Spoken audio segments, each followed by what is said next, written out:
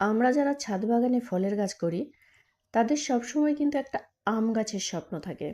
খুব সুন্দর একটা ঝোপালো আম গাছ থাকবে, ভর্তি ফুল আসবে, ভর্তি ফল হবে এবং আমরা আম গাছের নিচে বসে ওই রসালো ফল, পাকা গাছ পাকা আম আমরা পেড়ে সেখানে খাবো। অনেক সময় আমাদের এই স্বপ্নটা দুঃস্বপ্নে পরিণত হয় যখন দেখি প্রচুর পরিমাণে ফুল আসার পরেও ফল কিন্তু দাঁড়িয়েছে খুব সামান্য। কেন? নিশ্চয়ই এর পিছনে কিছু কারণ থাকবে। আমার এই গাছটিতে ভরপুর ফুল থাকার সত্ত্বেও ফল দাঁড়িয়েছে শুধুমাত্র কয়েকটাই। আজকে আমি আপনাদের সঙ্গে আলোচনা করব কেনই বা আমার এই ফলগুলো ড্রপ করলো এবং আমাদের পরিচর্যা কী হওয়া উচিত। আসসালামু আলাইকুম বন্ধুরা, নাচ গার্ডেনে সবাইকে স্বাগত জানাই। এই আম গাছের ফল ড্রপ নিয়ে কিছু কথা আজকে আমি আপনাদের সঙ্গে বলবো। এই আম গাছের কী কী রোগ হয় সেই সম্বন্ধেও আমি কিছু আপনাদের সঙ্গে বলবো এবং কিছু শেয়ার করব এর টেক কেয়ার কীভাবে করবেন। আমার এই আম গাছটার ভরপুর ফুল এসেছিল, একটা ডালও বাদ ছিল না এবং খুবই হেলদি এই গাছের ফুলগুলো ছিল। ফলও কিন্তু অনেক বেশি পরিমাণ সেট হয়েছিল। কিন্তু এখন দেখুন শুধুমাত্র কয়েকটা আমই আছে এবং পাতাগুলো দেখুন সব কিন্তু পুড়ে গেছে।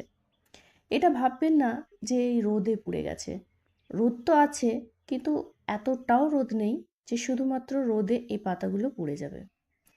এই পাতাগুলো পুড়ে যাওয়ার মেন কারণ হচ্ছে এর শিকড়ে কোনো রকম ইনফেকশন হয়েছে, অর্থাৎ শিকড়ে কোনো রকমভাবে এর এফেক্ট হয়েছে যে শিকড়গুলো নষ্ট হচ্ছে, যার জন্য কিন্তু তার এফেক্ট পাতায় দেখা যাচ্ছে। আর যেহেতু পাতাগুলো এরকম পুড়ে যাচ্ছে, এর কিন্তু খাদ্য তৈরি করার ক্ষমতা অনেকটাই কমে গেছে, যার জন্য কিন্তু আমগুলো ড্রপ হচ্ছে।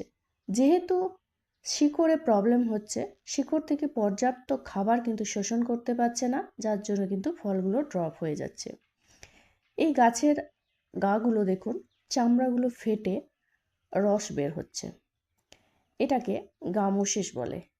এই গামোশেষ কিন্তু হয় ছত্রাকের জন্য। এর আগে আমি আপনাদেরকে একটা ভিডিও দিয়েছিলাম যে গাছের যে রুট, সেই রুটটার ট্রিটমেন্ট কিভাবে করবেন। তো আপনারা চাইলে সেই ভিডিওটি দেখে নিতে পারেন। আমি আজকে আপনাদের সঙ্গে সংক্ষেপে কিছু শেয়ার করছি। আমি এই গাছটির রুট ট্রিটমেন্ট আগেই করেছি। এখন এই যে গামোশিস, এই গামোশিসটার ব্যাপারে কি করবেন। এই গামোশিস রোগ হয় কিন্তু এই যে ছালগুলো যেগুলো ফেটে যাচ্ছে, এখানে কিন্তু পোকা থাকে। এগুলো বাইরে থেকে পোকা এসে এই জায়গাগুলোতে অ্যাটাক করে, যার ফলে কিন্তু আস্তে আস্তে পুরো গাছটাই কিন্তু শুকিয়ে যেতে পারে। পাতাগুলো দেখুন, মাঝখানগুলো সবুজ থাকলেও কিনারা বরাবর পুড়ে গেছে। রোদ আছে, তার জন্য আপনারা চাইলে উপরে গ্রিন শেড দিতে পারেন। গ্রিন শেড দিলে তাহলে কিন্তু এই পাতাগুলো পুড়বে কম রোদের তাপে। তবে শিকড় যদি ভালো থাকে, রোদের তাপ অতটাও ক্ষতি করতে পারে না।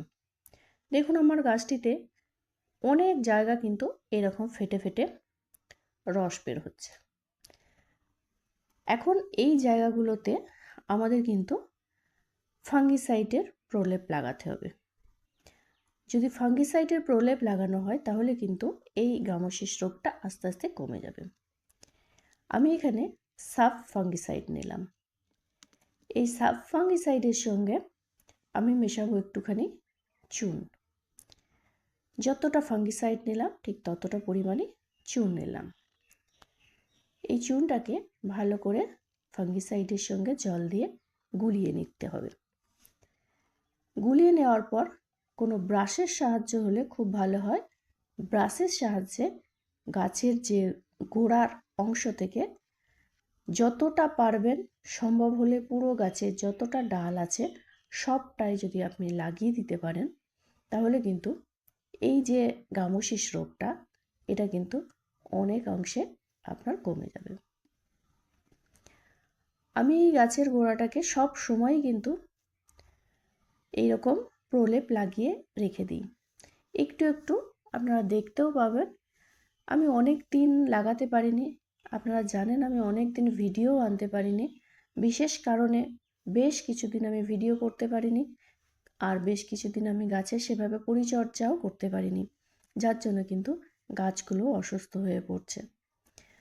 তো যাই হোক, এখন এগুলোর একটু কেয়ার করতে হবে। তার জন্য দেখুন আমি পুরো গাছটার নিচে থেকে একেবারে উপর পর্যন্ত আমি ফাঙ্গিসাইডের প্রলেপ লাগিয়ে দিচ্ছি। গাছের গোড়ার দিকে এর অ্যাটাকটা সবথেকে বেশি হয়, কারণ টবের গাছে আমাদের জলটা কিন্তু বেশি দিতে হয়, যার জন্য ওই যে গোড়ার যে মাটিটা সেটা যত বেশি ভিজবে গাছের গোড়াটাও তত বেশি ভিজবে। তার জন্য কিন্তু ওই জায়গাগুলো ফাঙ্গাস লাগার সম্ভাবনা অনেক বেশি থাকে এবং ফাঙ্গাসটা ওই জায়গাগুলোতেই বেশি লাগে। তো এরকমভাবে পুরোটা কিন্তু ভালোভাবে প্রলেপ লাগিয়ে দেবেন এবং ফাঙ্গিসাইড কিন্তু ভালো করে জলে গুলে পাতায় স্প্রে করবেন। এটা মোটামুটি সপ্তাহে একদিন করতে হবে। এই পাতা পোড়া রোগটা তখন কিন্তু চলে যাবে। আর একটা কথা বলি, যখন আম গাছ কিনবেন তখন গ্রাফটিংয়ের আম গাছ কিনবেন এবং সবসময় খেয়াল রাখবেন যে যে গাছটা কিনছেন তার রুটটা যেন হেলদি হয়। রুট যদি হেলদি না হয় তাহলে কিন্তু এইরকমই পাতা বারবার পড়তে থাকবে। তাই যখন বসাবেন আম গাছটি তখন কিন্তু অবশ্যই গাছের গোড়াটা যে মাটিটা তৈরি করবেন সেই মাটিটা ভালোভাবে তৈরি করবেন ফাঙ্গিসাইড দিয়ে।